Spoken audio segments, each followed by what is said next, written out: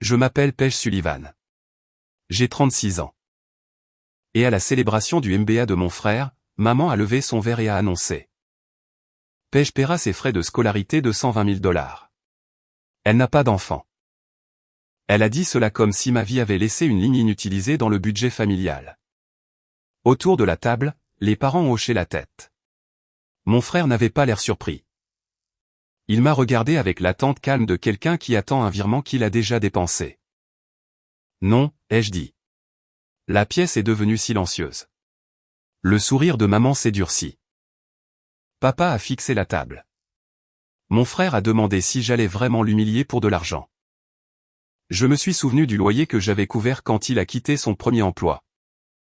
Du paiement de la voiture qu'il avait qualifié de temporaire.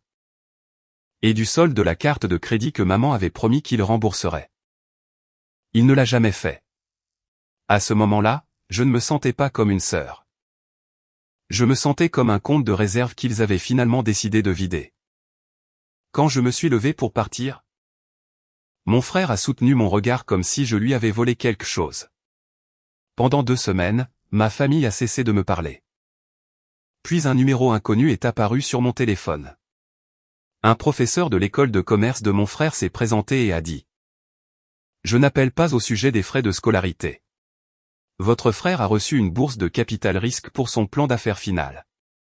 Je dois savoir pourquoi le fichier original vous mentionne comme l'auteur. » Ma main a tremblé. Avant que je puisse répondre, maman a texté « Décroche le téléphone ». Mon frère a appelé 1 fois, 2 fois, puis 7 fois sans laisser de message. À minuit, je savais que le nom dans ce dossier n'était pas une erreur administrative. Ce que je ne savais pas, c'était combien de personnes à cette célébration savaient déjà d'où venait le plan. Ou ce qu'elle me demanderait de faire une fois que l'école commencerait à poser des questions. Avant de vous dire ce que ce professeur a trouvé. Et ce qui s'est passé quand ma famille a finalement été forcée d'en répondre. Dites-moi quelle heure il est, où vous êtes, et d'où vous regardez. Je veux voir jusqu'où cette histoire voyage. Le nom de mon frère était Ethan, et à 29 ans. Il avait maîtrisé l'art de transformer la patience des autres en son filet de sécurité. Notre mère, Diane, l'appelait un épanouissement tardif. Notre père, Marc, préférait entrepreneurial. Je l'appelais mon frère parce que pendant des années, ce mot avait suffi à me faire ignorer le schéma. Quand Ethan a quitté un emploi de vendeur après 6 semaines, j'ai payé 2 mois de son loyer. Quand sa voiture a failli être saisie, j'ai couvert le solde après qu'il a promis de me rembourser sur sa prochaine commission. Il a envoyé 200 $, puis a acheté un nouveau téléphone. Plus tard, 3 000 $ pour un cours de certification sont devenus un voyage avec sa petite amie, Claire. Chaque sauvetage venait avec la même explication. Ethan se cherchait. J'étais déjà établi. C'est pourquoi l'annonce du MBA m'a dérangé avant que maman ne mentionne les frais de scolarité. Ethan ne m'avait pas dit qu'il postulait ni demandait de conseils. Même si je dirigeais une société de conseil en opération et avais passé 12 ans à construire des modèles financiers. Pourtant, tout le monde savait qu'il avait été admis à la Westbridge School of Management et sélectionné pour une bourse de capital risque conditionnel. Maman a appelé cela la preuve qu'il avait déjà payé sa propre voie. Bien que cela couvrait 30 000 $ et dépendait de l'éligibilité continue de son projet. Les frais de scolarité restants et les coûts de résidence requis approchaient les 120 000 $. Leur solution, c'était moi. Le matin après mon refus, Ethan a envoyé un message privé. « Tu m'as fait passer pour un mendiant devant Claire. » Il n'a pas dit que je l'avais blessé. Il a dit que j'avais endommagé l'image qu'il s'était construite. 1 heure plus tard, il m'a identifié dans une publication soignée annonçant son admission. Reconnaissant envers les membres de la famille qui comprennent que la croyance exige des sacrifices. A-t-il écrit sous une photo de lui tenant un dossier Westbridge. Parce que mon nom était attaché, les parents et amis nous ont félicités tous les deux. Quiconque le lisait supposerait que j'étais fier de le financer. J'ai retiré l'identification sans commenter. Maman a appelé ce soir-là, mais elle n'a pas commencé par un bonjour. Tu as l'argent. Avoir de l'argent et le devoir à Ethan sont des choses différentes. Tu n'as pas d'enfant, Paige. Pourquoi l'économises-tu? La question a frappé plus fort que je ne l'attendais. J'avais passé des années à être prudente parce que personne ne m'avait jamais rattrapé quand je tombais. Je finançais ma retraite, payais ma propre assurance maladie. Soutenais 2 employés pendant une année creuse et gardais 6 mois de salaires intacts parce que des gens dépendaient de moi. Dans ma famille, cependant, la responsabilité ne rendait pas mes besoins plus légitimes. Elle les rendait plus faciles à effacer. 2 jours plus tard, un courriel automatisé de Westbridge a atteint mon adresse professionnelle. Ethan avait entré mon nom comme sponsor familial potentiel sur un formulaire de planification financière. Le formulaire ne m'obligeait pas à payer. Mais il prouvait que la célébration avait été organisée autour d'une décision prise avant que j'entre dans la pièce. J'ai contacté le bureau des finances. Retiré mes informations et demandé une confirmation écrite qu'aucun compte, garantie ou parrainage ne pouvait être créé à mon nom. Puis j'ai envoyé cette confirmation à mes parents et à Ethan. Aucun d'eux n'a répondu.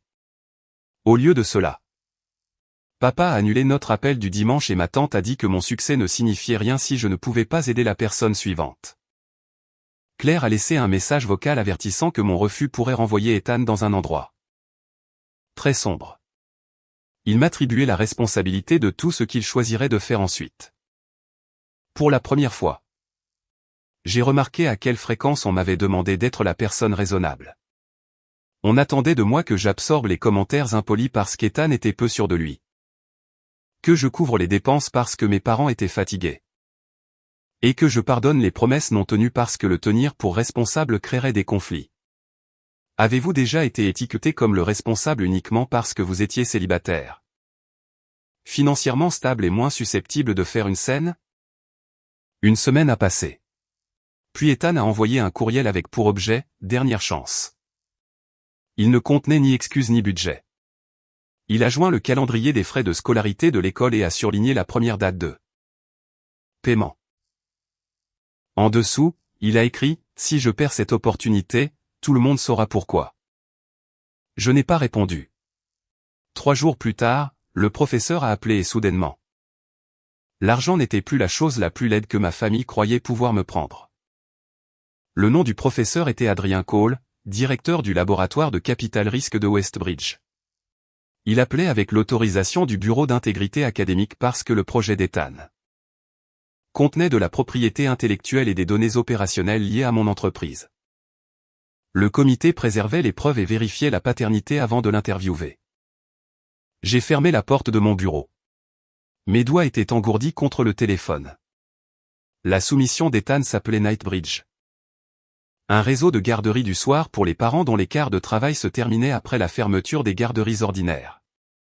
Il comprenait des critères de site, des ratios de personnel, des hypothèses de licence. Des entretiens avec des clients et un modèle sur 5 ans. Ethan l'a présenté comme 10 mois de recherche indépendante. Le jury de la faculté l'a classé premier de sa cohorte et l'a utilisé pour lui attribuer sa bourse. Pendant plusieurs secondes, je ne pouvais pas parler. J'ai verrouillé la porte de mon bureau.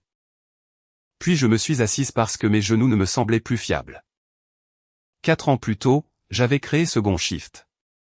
Un client de soins d'urgence ne parvenait pas à retenir les assistants médicaux avec de jeunes enfants. J'ai donc interrogé des travailleurs postés, cartographié les règles de licence, élaboré des plannings de personnel et conçu un modèle pour convertir les locaux vacants en garderies sécurisées ouvertes jusqu'à minuit. Je travaillais après les heures de bureau, souvent jusqu'à 2 heures du matin. Lorsqu'un investisseur s'est retiré, j'ai mis le concept de côté. Je ne l'ai jamais publié ni donné à Ethan. 8 mois plus tôt, Ethan avait emprunté mon vieil ordinateur portable après que son ordinateur s'est planté pendant les candidatures au MBA. J'ai créé un identifiant temporaire et l'ai laissé chez nos parents. Quand il l'a rendu, il a plaisanté en disant que j'avais sauvé son avenir. Je ne m'en suis souvenu que lorsque le professeur Cole a dit que le document original provenait de mon ordinateur portable. Nous avons d'abord pensé que c'était un problème de modèle, a-t-il poursuivi. Puis nous avons ouvert les propriétés du document. Le champ de l'auteur indiquait Page Sullivan. Le champ de l'entreprise nommait ma société. Et la date de création précédait la recherche d'Ethan de 4 ans. Des commentaires cachés faisaient encore référence à Second Shift. Et la feuille de calcul portait la même histoire. Ethan avait changé le titre. Les couleurs et le résumé exécutif, mais pas la lignée du document. Le professeur Cole a demandé si Ethan avait travaillé pour ma société, participé à la recherche, reçu la permission ou collaboré avec moi. J'ai répondu au non à chaque fois. Lors de l'examen par la faculté, un professeur de comptabilité a remarqué que Knightsbridge utilisait de vieilles hypothèses de main-d'œuvre. Un lien source caché menait à une page archivée sur le domaine de mon entreprise. Ce qui a déclenché l'examen des métadonnées. Parce qu'Ethan avait certifié que toutes les recherches et la rédaction étaient les siennes. Le problème menaçait sa bourse, sa note finale et sa place dans le programme. Mon premier sentiment n'a pas été la satisfaction. C'était l'humiliation. Des étrangers avaient lu un travail que je considérais comme inachevé et croyaient que mon frère l'avait créé. Il s'était tenu devant des professeurs, avait accepté des éloges et s'était construit une identité professionnelle à partir des nuits que j'avais passées seul.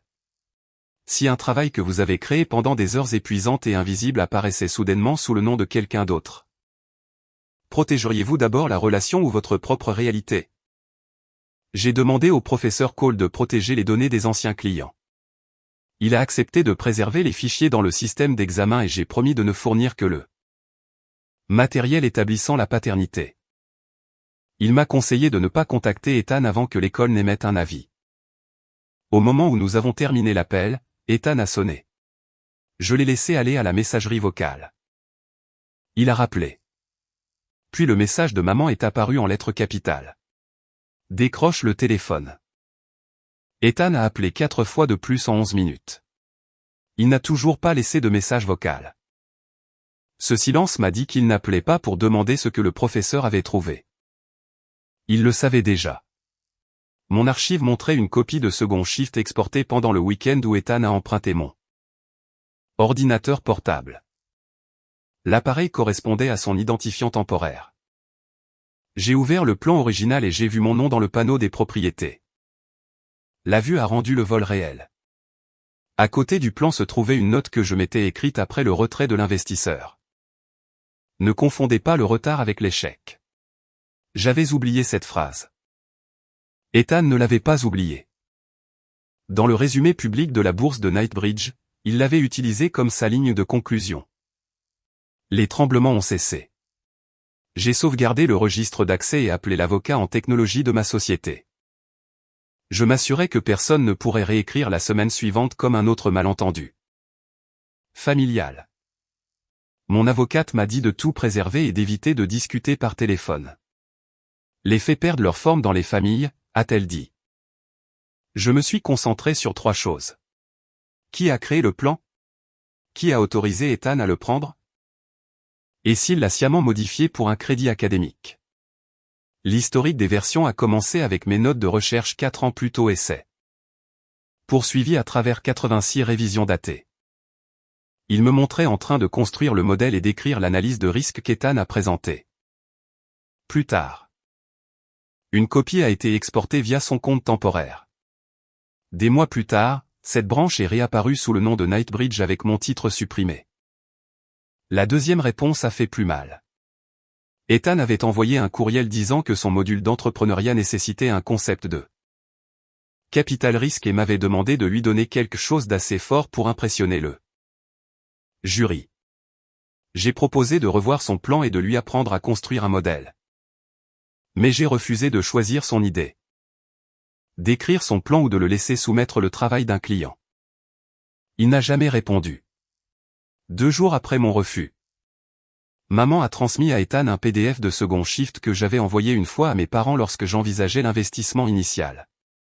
Son message disait: utilise ça. Paige l'a abandonnée et elle a plein d'autres idées. Change le nom pour qu'elle ne devienne pas territoriale.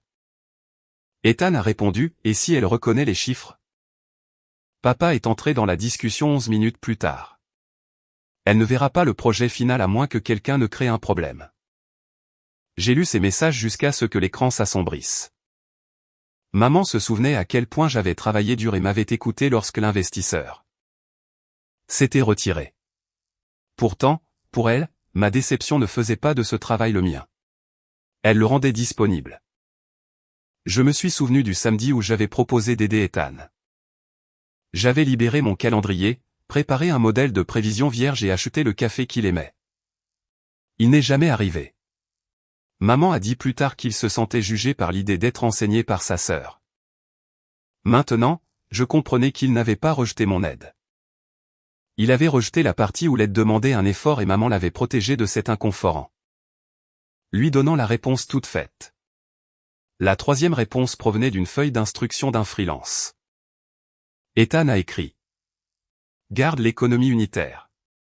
Dit que j'ai interrogé 412 parents locaux. Nous n'avons pas le temps pour les entretiens. Alors construis des pourcentages qui soutiennent la demande. Il a également demandé que le nom de mon entreprise soit supprimé et que l'origine soit rendue. Impossible à tracer. Il avait sciemment caché la source et ajouté de fausses données. J'ai envoyé ces 3 éléments au professeur Cole avec une déclaration confirmant que je n'avais autorisé aucune utilisation académique. J'ai exclu les insultes familiales, les messages sur les frais de scolarité et les dettes impayées. La vérité était assez forte sans décoration.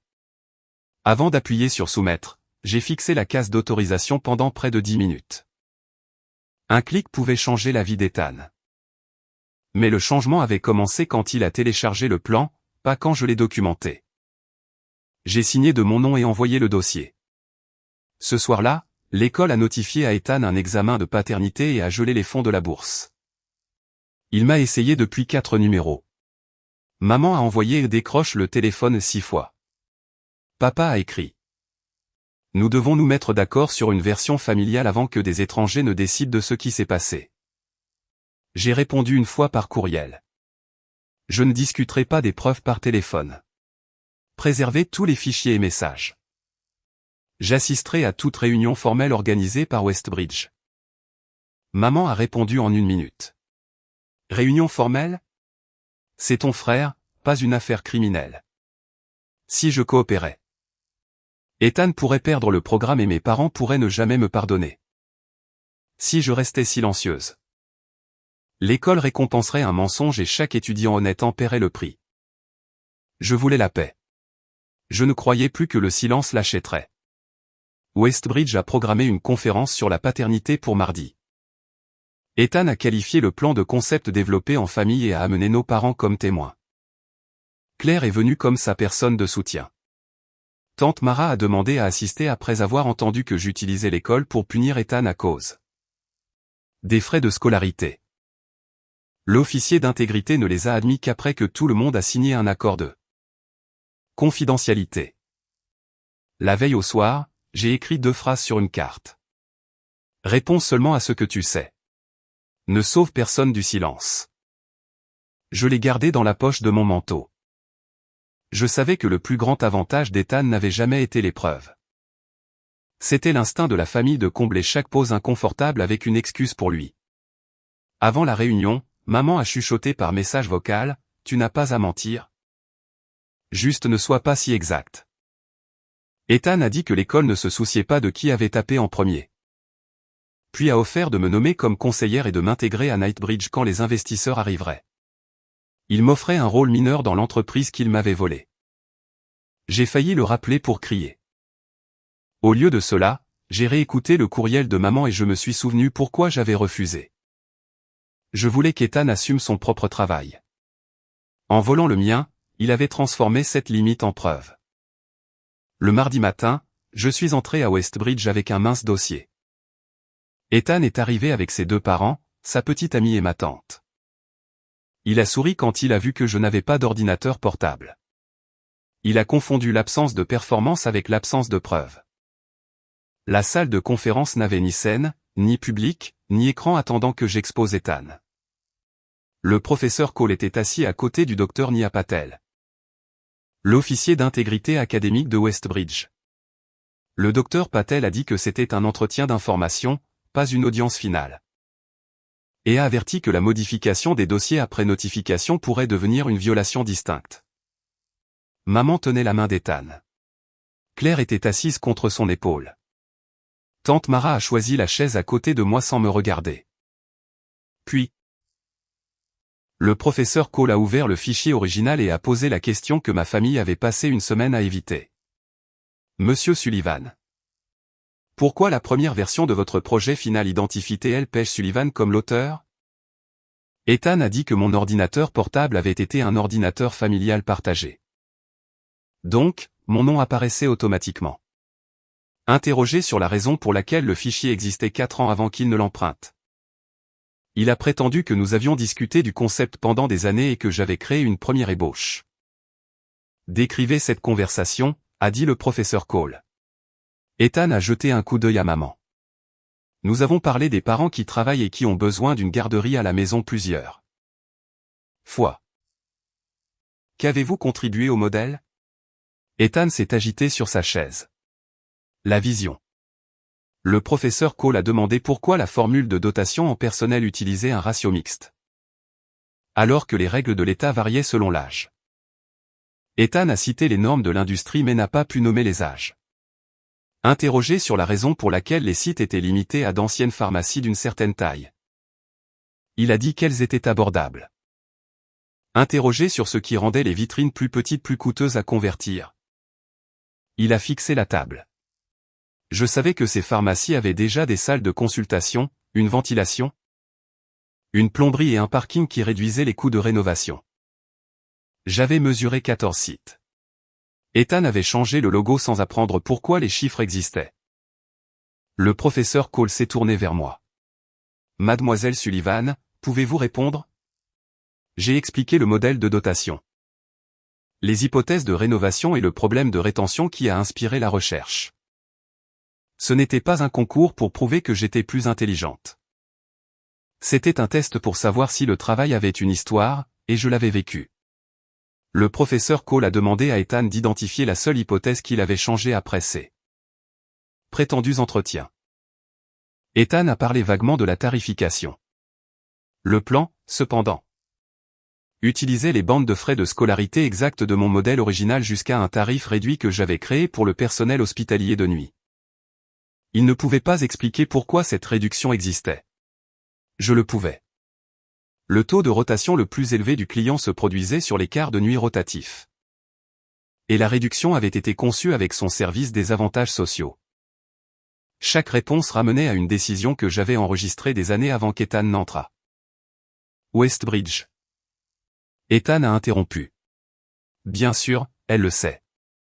Je l'ai consulté. Le docteur Patel a demandé une preuve de cette consultation. Ethan a ouvert son ordinateur portable. Une notification a clignoté sur son écran. Arrêté. Ethan s'est figé. Le dossier du projet préservé avait enregistré une tentative de suppression depuis le compte d'Ethan. Il a blâmé un mauvais lien. Le docteur Patel lui a rappelé son avertissement. Le professeur Cole ne semblait plus curieux. Il semblait déçu. Vous n'avez pas ouvert une note de consultation, a-t-il dit. Vous avez tenté de supprimer l'archive source. Maman s'est penchée en avant. Il est nerveux. Vous le traitez comme s'il était dangereux. Le professeur Cole l'a regardé. Je le traite comme un étudiant diplômé responsable de ses actes. Mes parents avaient expliqué Ethan par le stress, le potentiel et le mauvais timing. Le professeur a seulement demandé ce qu'il avait fait. J'ai glissé l'historique des versions au docteur Patel. Elle a lu la séquence à haute voix. Création, 86 révisions sous mon compte. Exportation via l'identifiant d'Ethan. Renommage, suppression des détails de mon entreprise et soumission. Ethan a dit que l'exportation prouvait la permission. Le journal montrait un accès via le compte temporaire de l'ordinateur portable sans message de transfert. Invitation ou licence. Le professeur Cole a demandé à Ethan pourquoi il ne m'avait pas cité. Parce que c'était un travail de famille, a dit Ethan. Les familles ne se facturent pas les idées. Le docteur Patel a lu mon offre d'enseigner à Ethan, mon refus de le laisser soumettre mon travail. Et la réponse de maman. Utilise ça. Page l'a abandonné. Change le nom pour qu'elle ne devienne pas territoriale. Papa a fixé le mur quand sa réponse a suivi. Elle ne verra pas le projet final à moins que quelqu'un ne crée un problème. Entendre les mots à haute voix était pire que de les trouver seuls. Maman n'avait pas mal compris ma limite. Elle l'avait contournée. Papa n'avait pas été passivement inconscient. Il avait compté sur mon absence. J'ai pressé la carte dans ma poche et j'ai laissé leur silence rester le leur. Tante Mara s'est tournée vers mes parents. Vous nous avez dit qu'Ethan avait gagné le projet lui-même. Papa a appelé cela un malentendu. Non, a-t-elle dit. Vous vouliez que nous fassions pression sur Paige. Elle a déplacé sa chaise complètement à côté de la mienne. La première parente a traversé la pièce dans ma direction. Claire a demandé si Ethan avait revendiqué les entretiens de garde d'enfants comme étant les siens. Il a cité une validation de marché supplémentaire. Mais a dit que la plateforme avait supprimé les 412 réponses brutes. Mon dernier document était la feuille d'instruction du freelance. Le docteur Patel a lu la demande d'Ethan d'inventer des pourcentages et de préserver mon économie. Claire avait aidé à répéter sa présentation. Maintenant, elle a demandé, est-ce qu'une partie de cette histoire était vraie? Ethan ne lui a pas répondu. Il m'a regardé à la place. Tu ne pouvais pas supporter que j'ai enfin quelque chose, a-t-il dit. Tu as déjà une entreprise, de l'argent? Ta vie indépendante parfaite. J'avais une chance d'être pris au sérieux et tu avais besoin que tout le monde sache que l'idée venait de toi. Voilà. Mon travail devenait moins le mien parce que j'avais d'autres accomplissements. Son besoin devenait propriété. Il était furieux que le plan puisse encore m'identifier. Maman m'a demandé d'appeler le concept propriété familiale. Papa a exhorté l'école à ne pas détruire Ethan pour un dossier. Le professeur Cole a dit que l'intégrité n'était pas une négociation familiale. Ethan a soumis le travail d'une autre personne, a dissimulé son origine, a fabriqué des recherches. L'a certifié comme original et a essayé de supprimer des preuves. Claire s'est levée. Ethan a tendu la main vers son poignet, mais elle a reculé avant qu'il ne la touche. Tu as utilisé le travail de Paige pour obtenir la bourse, a-t-elle dit. Puis tu as utilisé ma confiance en toi pour le vendre. Elle a pris son sac et est partie sans élever la voix. La porte s'était à peine fermée que l'expression d'Ethan a changé. Il a dit que Claire était dramatique. Le comité de la bourse était élitiste et j'avais manipulé tout le monde parce que je savais comment. Avoir l'air professionnel. Puis il a exigé une compensation pour les mois qu'il avait passés à améliorer second shift. Même après avoir été exposé, il a essayé de transformer le vol en un travail que je lui devais. Le professeur Cole a demandé si le remplacement d'un nom et la fabrication de répondants étaient les améliorations qu'il entendait. Ethan n'avait pas de réponse.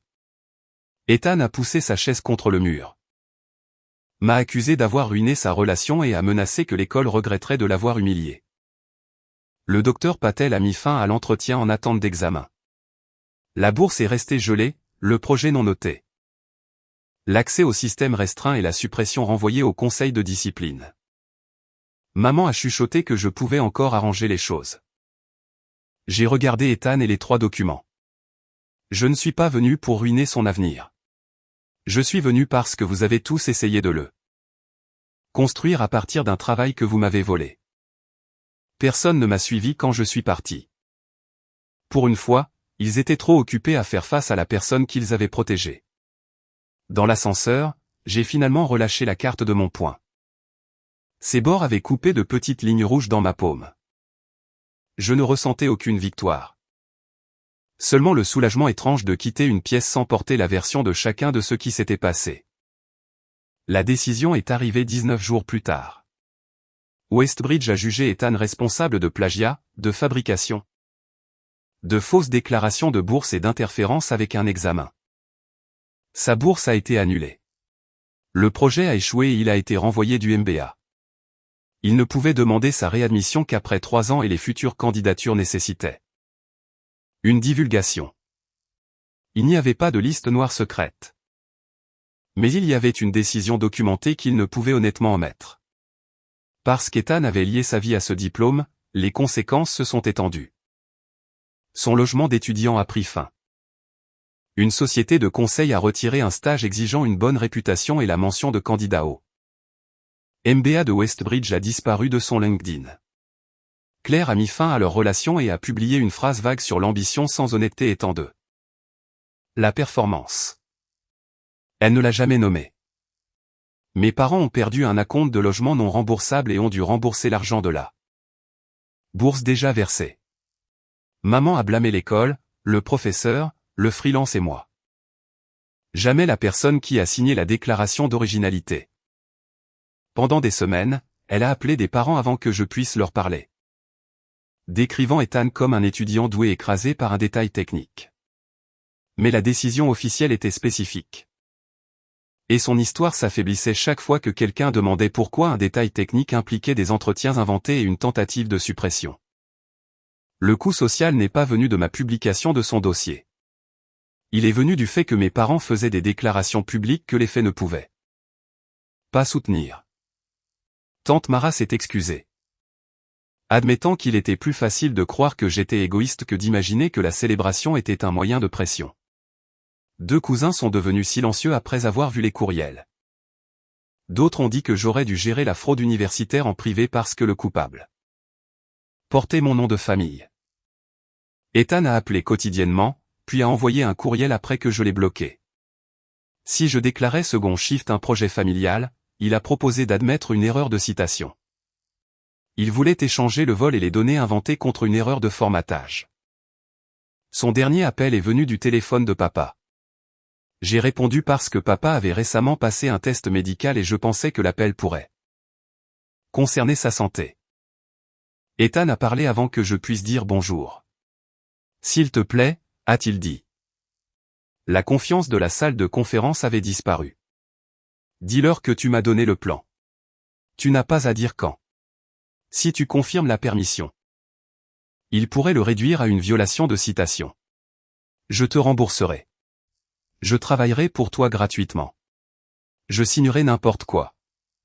J'ai demandé s'il dirait aussi à l'école que les 412 entretiens n'ont jamais eu lieu. Il est resté silencieux, puis a dit que cette partie pouvait s'expliquer. Même au plus bas, il ne demandait pas comment dire la vérité. Il demandait quel mensonge je porterais pour lui. Une partie de moi voulait lui donner une condition, tout admettre sans négocier. S'excuser auprès des étudiants qu'il a battus pour la bourse, et recommencer quelque part d'honnête. Mais cela aurait transformé la responsabilité en un autre plan que j'aurais conçu pour lui. S'il allait changer, le premier pas devait être le sien. Maman a pris le téléphone et a dit, les familles survivants se protégeant les unes les autres. Elle m'a rappelé qu'Ethan avait perdu Claire, son appartement, son stage et 3 ans de sa carrière. N'a-t-il pas assez payé, a-t-elle demandé. Je lui ai dit que les conséquences n'étaient pas une facture que je contrôlais. Puis j'ai dit que je ne soumettrais pas de fausses déclarations. Que je ne financerais pas d'appel et que je ne discuterais de la question que par écrit. J'ai raccroché et bloqué également le numéro de papa jusqu'à ce qu'il m'envoie directement un courriel sur ses résultats médicaux. Le silence n'a pas semblé triomphant. J'ai pleuré les parents que je pensais avoir et le frère que je continuais d'attendre de voir devenir responsable. Mais le deuil était plus propre que la confusion. La décision de l'école rendait les faits impossibles à modifier. Ethan a fait appel. Qualifiant second shift de propriété familiale abandonnée et la suppression d'accidentelle. Le comité a confirmé chaque conclusion. Il est retourné vivre à la maison et a pris un emploi temporaire au service client d'une assurance. Maman l'appelait entre 2 programmes. Pendant ce temps, j'ai rouvert le dossier original de second shift. Non pas parce qu'Ethan avait rendu l'idée précieuse. Mais parce que la défendre m'a rappelé pourquoi je l'avais créée. J'ai contacté le responsable des soins d'urgence qui avait inspiré la recherche et j'ai appris que les pénuries de personnel s'étaient aggravées. Elle m'a présenté à un réseau hospitalier à la recherche d'options de garde d'enfants en soirée. Pour la première fois en 4 ans, le plan n'était plus une déception archivée. Il était à nouveau le mien, et je pouvais décider de ce qui lui arriverait. J'ai engagé une équipe de recherche indépendante. Divulgué l'historique à mon avocate et reconstruit chaque hypothèse à partir de preuves actuelles. Récupérer l'idée n'a pas effacé ce qu'Ethan avait fait. Cela a empêché son vol de devenir le dernier chapitre de mon travail. 6 mois plus tard. Second Shift a ouvert son premier centre pilote dans une pharmacie rénovée près de 2 hôpitaux. Nous avons commencé avec 42 places agréées, des repas du soir, des partenariats de transport sécurisés et des horaires construits autour de véritables horaires de travail postés. Je n'ai pas utilisé l'enquête fabriquée d'Ethan. Mon équipe a mené de nouveaux entretiens, mis à jour chaque hypothèse salariale et reconstruit le modèle financier avec des données actuelles. Le pilote a rempli la plupart de ses places avant le jour de l'ouverture et un deuxième emplacement est entré en planification le mois suivant. Lors de l'ouverture, l'un de mes employés m'a demandé si je voulais une photo à côté du plan d'affaires original. J'ai dit non. Le plan n'était pas sacré parce que mon nom apparaissait dans ses métadonnées. Il était important parce que de vraies personnes pouvaient le tester, le contester et l'améliorer avec permission. La propriété ne signifiait pas de sceller une idée. Cela signifiait avoir le droit de décider comment elle était partagée. Ethan vivait toujours chez nos parents et travaillait en intérim. Il avait cessé de m'appeler. Mais j'ai appris par tante Mara que maman avait commencé à le critiquer pour ne pas avoir essayé assez fort. L'ironie n'a pas semblé satisfaisante. Elle m'a montré que sa protection n'avait jamais été un amour inconditionnel. Elle n'a duré que tant que quelqu'un d'autre pouvait en absorber le coût. Une fois l'argent, les excuses et les plans de sauvetage épuisés, Ethan a dû vivre à côté des attentes qui l'avaient aidé à éviter. Il pouvait encore se reconstruire. Le renvoi était sérieux, pas une condamnation à vie. Il pouvait travailler, rembourser ce qu'il devait, étudier honnêtement et postuler à nouveau quand il serait éligible. Ce que je ne pouvais pas faire, c'était de fabriquer cette croissance pour lui. Le sauver de chaque conséquence ne l'avait jamais fait avancer. Cela lui avait seulement appris à chercher la prochaine personne disposée à se tenir entre lui et la réalité. Papa a finalement demandé à me rencontrer seul. Il s'est excusé pour le courriel et a admis qu'il savait qu'Ethan avait copié quelque chose, bien qu'il ait prétendu ne pas comprendre à quel point. Je lui ai dit que la quantité n'était pas le problème. Il en savait assez pour espérer que je ne le verrais jamais. Nous n'avons pas réparé notre relation en une seule conversation. J'ai cessé de prétendre qu'une excuse effaçait un choix et il a cessé de me demander de faire comme si de rien n'était. C'était la relation la plus honnête que nous ayons jamais eue. Maman ne s'est jamais excusée. Elle a envoyé une carte d'anniversaire disant qu'elle espérait que je choisirais à nouveau la famille. Je n'ai renvoyé aucun argument, seulement une courte note. J'ai choisi de ne pas mentir. La distance qui a suivi était ton choix. Ethan a envoyé un dernier courriel après que des photos de l'ouverture de second shift sont apparues dans un journal d'affaires local. Il a écrit « Alors, tu as tout eu de toute façon ». Cette phrase a confirmé qu'il croyait toujours que le succès était un objet limité que je lui avais refusé. Il ne pouvait pas voir la différence entre construire quelque chose et le prendre, ou entre perdre une opportunité et se la voir refuser. Je n'ai pas répondu. Je me suis tenu à l'intérieur du nouveau centre un soir et j'ai regardé une infirmière venir chercher sa fille endormie après un quart de travail de 12 heures. Ce moment appartenait aux années de recherche, à l'investissement raté, à la reconstruction honnête et aux personnes qui nous ont fait confiance. Il n'appartenait pas à l'histoire familiale qu'Ethan avait essayé d'écrire par-dessus la mienne. Pour la première fois, j'ai compris que le refuser ne m'avait pas rendu froide.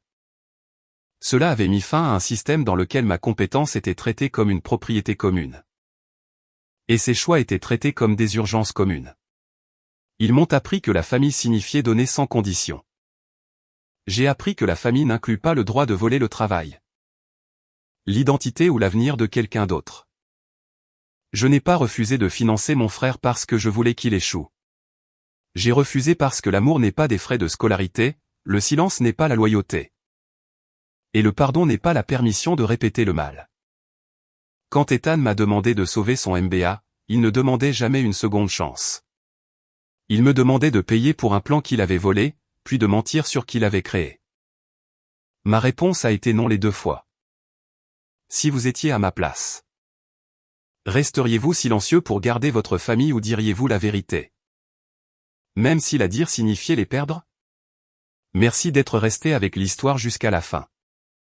Tout dans cette vidéo est fictif et créé uniquement pour le divertissement dramatique et la Réflexion éducative.